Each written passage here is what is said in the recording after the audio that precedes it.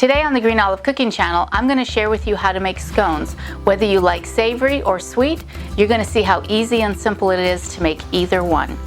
And I'm going to teach you how to do that. Pronto? Allora andiamo a cucinare. Ciao my friends, welcome to my kitchen. Don't forget to hit the subscribe button so you can learn how to make easy recipes for everyday cooking. And let me start with today's recipe. So to start, I'm going to, through a sieve, put some flour.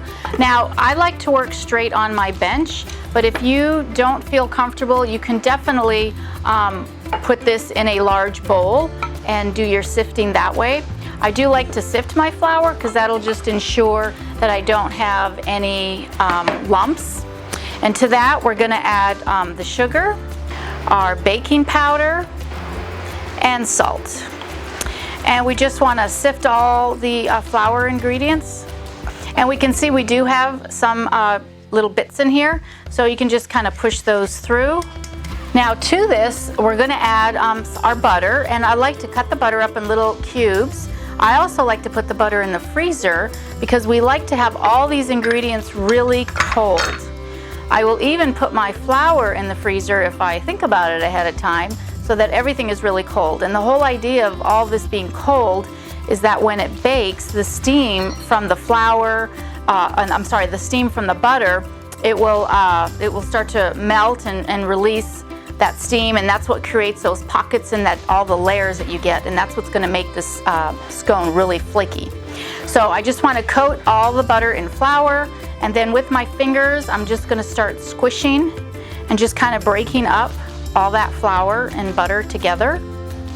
So we want to mix these up as best as we can in small little bits. What I like to do is I even like to just squish them in my hands just to kind of get that butter flat. And that actually also helps create those thin layers when you got the butter in between the flour sheets of butter. And so I really like to do this more by hand than in a food processor. I know it's easier that way and it's much quicker, but you can't get these really nice thin layers, which just helps create even more of a flakiness in your scone.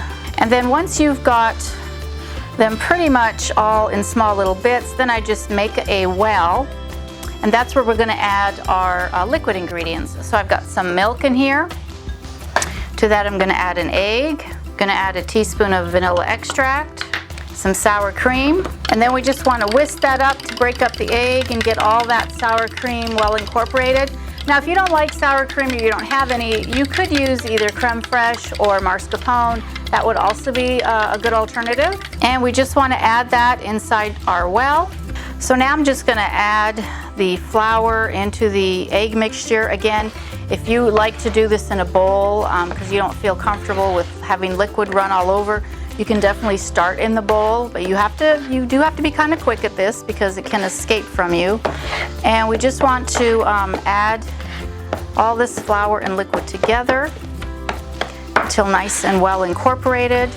I like to use the spatula because I like to use this folding method as I blend all this flour and liquid together, because this actually helps create layers, which is a nice way of getting those flaky layers.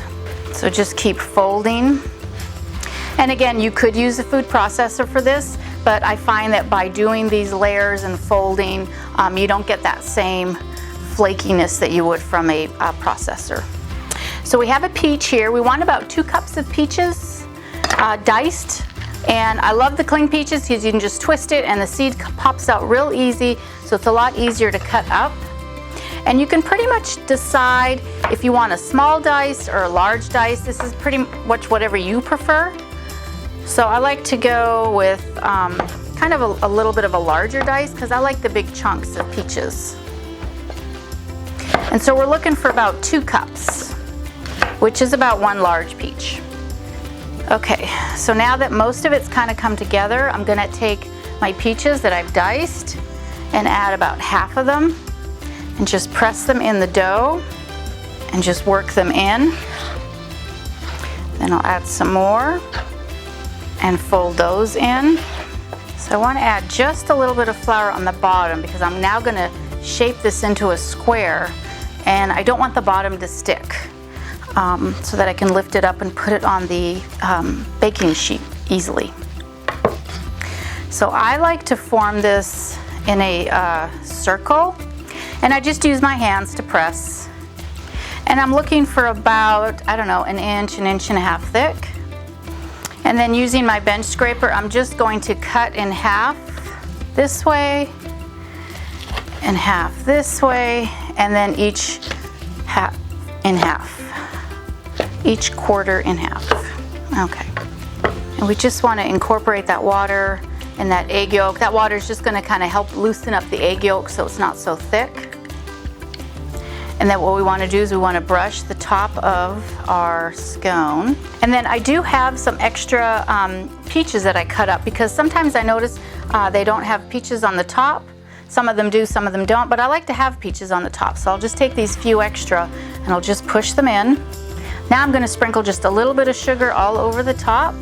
And I like to do this here before I separate it, because I hate when I do it on here because I get sugar and everything and it just makes for a mess. Now I'm just going to pick up each one and place on my baking sheet. And next, what I like to do is I actually like to put these in the freezer for about 30 minutes, just so they get nice and chilled. And in the meantime, I will preheat my oven to 400 degrees. And within 30 minutes, the oven will be nice and hot, and then I can put them in the oven and I will show you what they look like when they come out. So now we're going to make zucchini cheddar scones, and I think these are one of my favorites. I tend to really like the savory scones. So to start, we want to, in a sieve, add 2½ cups of flour. To that, we want to add half a teaspoon of salt, 1 tablespoon of baking powder, half a teaspoon of baking soda, and we just want to sift all that. Make sure we have no lumps. And again, if you have lumps, just push them through. And to that, we want to add some small cubed butter that was very cold. Start coating the butter with some flour, and then with your fingers start breaking it up. Now that all the butter is evenly dispersed in the flour, we want to add some of the other ingredients, because I want to get them coated in the flour so they kind of separate. That's the nice thing what the flour does, is it keeps things separated, and I don't want clumps of herbs or cheese or anything stuck together. So we've got our fresh herbs. I've got some thyme, just going to sprinkle that in. I've got some chopped chives, and again, you could do any fresh herbs that you want. If you don't have fresh herbs, you can use dry herbs like Italian seasoning or whatever you would prefer. I've got some Parmesan cheese, sprinkle that in, and I've got some grated cheddar. I like to use the sharp cheddar. I think it has a little bit more flavor, especially when you're creating a scone like this. And then I just want to mix all the flour with all these ingredients just to kind of coat and help separate them. Okay, now I'm going to add my zucchini, and I've just grated this. I haven't drained it or anything, I just grated it. And once everything looks like it's evenly coated, I want to make a well. And again, if you don't feel comfortable with the well, you can do all of this in a bowl, totally okay. To that, I'm going to add some heavy cream. And just going to start mixing all that flour and the vegetables and cheese in here. So, again, using my spatula to work in a folding motion to help create extra layers, which will give that flakiness to the scone. Okay, so I am going to add a little bit of flour on my bench. Add my dough. It is just a little bit sticky, but that's okay. As long as it's holding together like this, this is what you want. Now this one I am going to actually shape into a square. I want to show you another way of cutting your scone if you didn't want to do it round. Just going to add a little bit of flour to my hands. And again, we're looking for about a 1.5 inch thickness. All right, so for this one, I am going to cut it halfway this way, halfway this way, and then each quadrant I'm going to cut in half. And if you wanted to make them even smaller, you could cut them in half again. Now again, we want to do an egg wash on this. And then I actually like to add just a little bit of extra cheese on top. And you could do the cheddar, or you could do the Parmesan, whatever you would prefer. And I like to add a little bit more of the chopped chives. Again, this is optional, you don't have to do this.